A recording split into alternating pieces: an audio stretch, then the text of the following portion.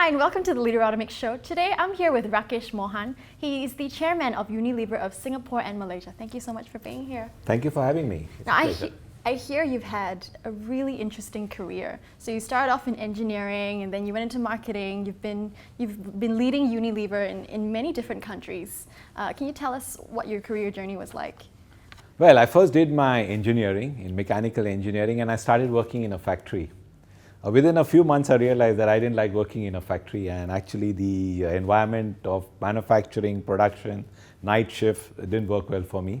I had an interest really in sales. So I quit my first job, which lasted for almost 8 months. And then I went and did my MBA. And that's where I really said I must do what I really enjoy doing. It's best to follow our dreams. So I took up a career then in sales and marketing. I started my career first with a company called Electorolux. And at that point of time in Electorolux, we used to sell vacuum cleaners door to door. And that was my first training which the company gave me. They put me 6 months in the field, with a motorbike and at a demonstrative unit to demonstrate vacuum cleaners. And how was the first week? Difficult. It was very difficult. So we used to knock 80 doors, and you're lucky even if 2 demonstrations you were able to do. Yeah. And in a month, if you could close 20 sales, it was a great month. So that's how I started my career, but I learned a lot in that. When you knock doors day after day, and they don't open, and you can't give a demonstration and you can't make a sale, it really makes you understand the importance of persistence. Because you must knock that next door, because that might be the door which will open. And it brings into you this whole thing about hard work, because if you don't work those 80 calls, you cannot make that sale. It made me really learn to understand what it means to negotiate, because when you have to sell a vacuum cleaner, you sell it, you take the cash and you deliver the machine. So how do you close the sale? So it really makes you understand face-to-face selling. After some time, I realized sales was not really what I wanted to do. So how many years was that? It lasted for about 2 years. Right. So I wanted to move into a marketing role, so I changed jobs. So I moved into marketing, and I realized that was what I liked to do. So I spent quite some time, 3 years in marketing, and then I got into Unilever. I've been now with 22 years in Unilever, and I worked my way in sales, marketing, general management. So 22 years. All the way up, yeah. And you've been leading Unilever Nepal and Bangladesh, and then recently now here to Malaysia and Singapore. Now, through that journey, did you have any role models that you looked up to? Yeah. So of course, as we go along, there'll be always people we will admire, people we feel we can pick up some qualities we can learn from. So if I think about it, there are a couple of people which have made me, should we say, understand what really works well. So I've had one of my bosses who was really technically very good. So he was outstanding in his knowledge and his wisdom, if I might say. It did make me start realizing that you really need to know your job well. Then only will people listen to you. I've had a boss who was really good and considerate as a person. And from there I started realizing that, look, if you really want to be liked, then this is the type of behavior you need to display.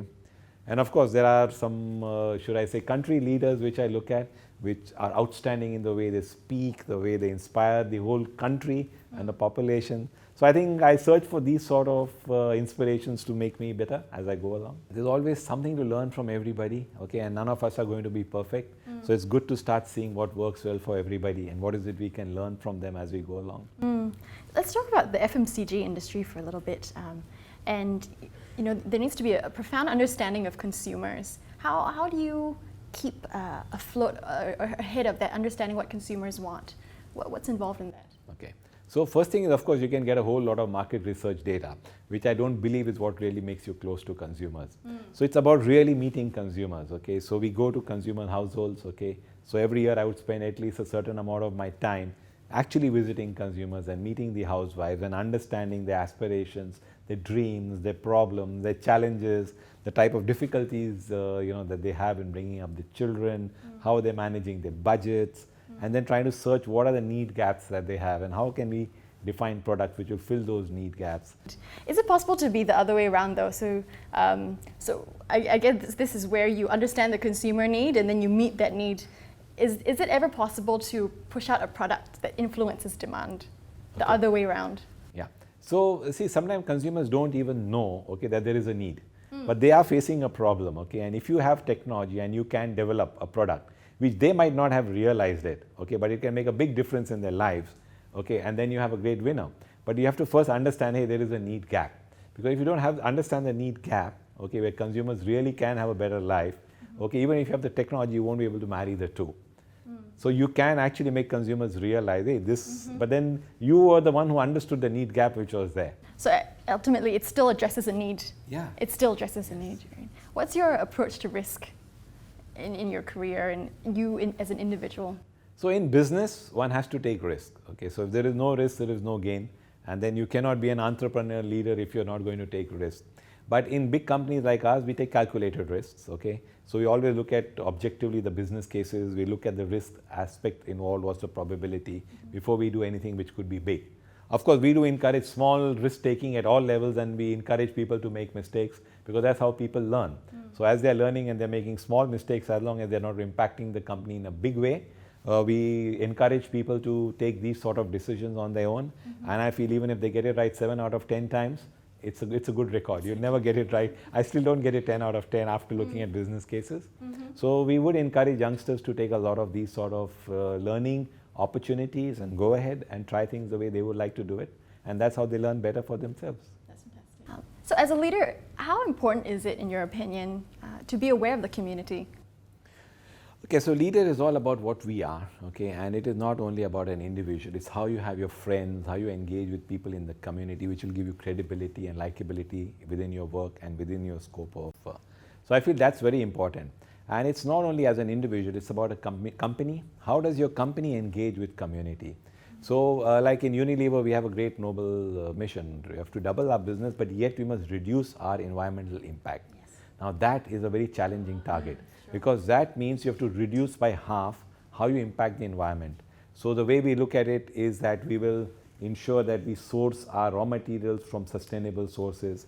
From our factories, we will make sure that we reduce the carbon emission, that we reduce the amount of water we use in our production. And finally, by the way the products are consumed and disposed, we must reduce the impact. So you will find that we are using products which require easy to rinse off. So you can have hand washes, body washes, shampoos, which are easy to rinse off, requiring less water, less showering time. And finally the packaging. So when you have concentrated products, the packaging which gets disposed of is smaller. So this is the best thing one can do for the world, for the community, is to make sure that we are leaving this planet safe for our next generation.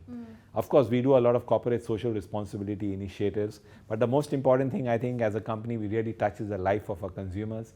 So when you make products which really make them feel good, look good and get more out of life, be more healthy, I think the best thing, that's what you can do for the community. And what about individually as a leader? What are some practical things we can do to make sure that we're always aware of not just our career goals or the corporation that we're working in, but aware of the community? Are there practical things that we can do?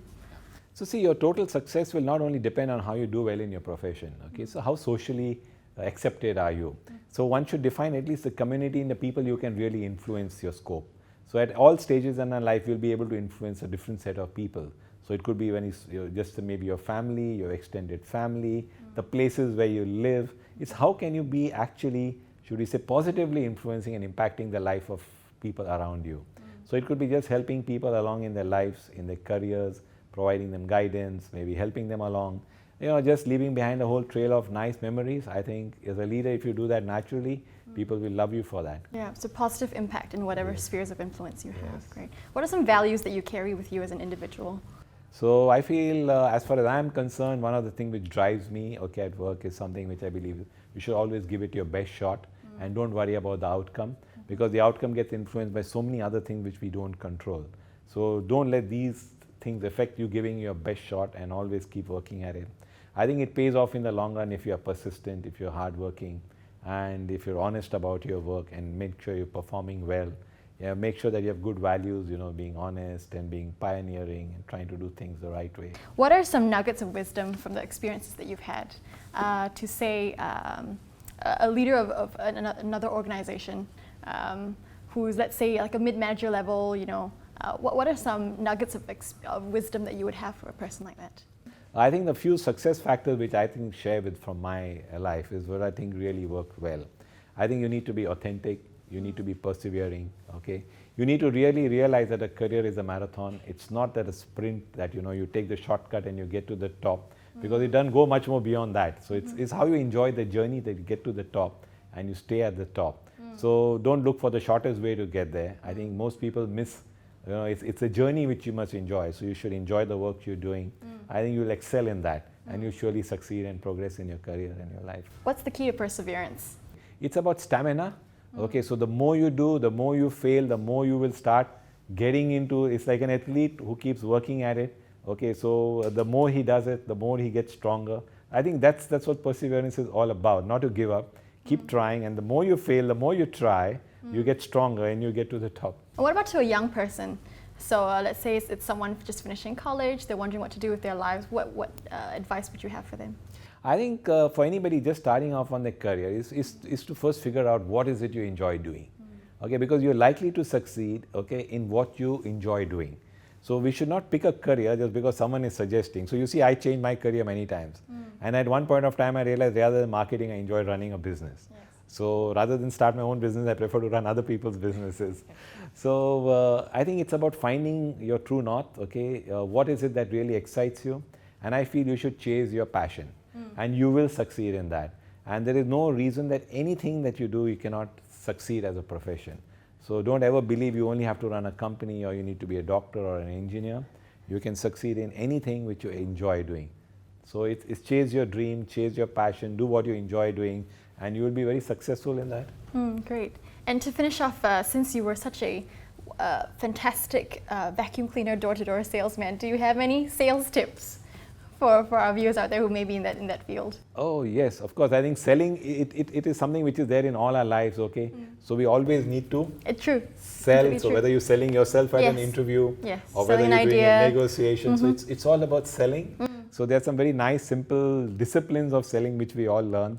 And I think it's worth spending some time to learn about those disciplines. How do you get people interested in the product? How do you understand that now is the time to close the sale? And finally, how to walk away with a closed sale. I think it's worth for all of us to spend some time because it's something which we can deploy in all our lives every day. So could you give some tips, some tangible tips? Okay. So I think it's all about first getting attention. So it's about what you're going to say and how is it going to interest them, right? And then tend to look for the signals, okay, when you talk about what you have to offer. Is it facial expressions or is it, what are the signals? They start asking you a question. It means the moment they ask you a question or they raise an objection, now that's a great opportunity to move in because these are signals that the person is interested. And every time you have an objection or you have an interesting, should we say, question, is an opportunity for you to close. That's interesting. So an objection is not necessarily negative. Not at all. It's a closing opportunity. Now we're getting into really the techniques of selling. So when someone raises an objection, so his mind is already thinking, if I had this, okay, what will be the problem? So you solve the problem and then you move in for a closing. Okay, so you resolve the thing and they say, now this is how you can do it. Now shall I deliver it to you? Okay, so you just go ahead and offer. Yes, you go in and within the closing of the sale, okay? And then again she will raise another question. Now the more questions and the more objection people are raising, you're getting them more and more engaged in your product. So each time you solve an objection or you answer one of their questions or their queries, you must counter with a closing, trial close as we call it, okay? So shall I deliver it to you? Will you pay by cash or will you pay by check? Okay, would you like to have a deferred payment scheme? We have an installment scheme. Would you like to try that? So these are all trial closes, and you see every time you see her mind getting better and better. So I think you can try some of these techniques in all your selling opportunities. That's fantastic. So really roll with the objections and the questions and use it as an opportunity to keep building. That's fantastic. Thank you so much for your time. Thank you for having me. It was a pleasure. So we've been here with Rakesh Mohan of Unilever, Malaysia and Singapore. Thank you so much for joining us.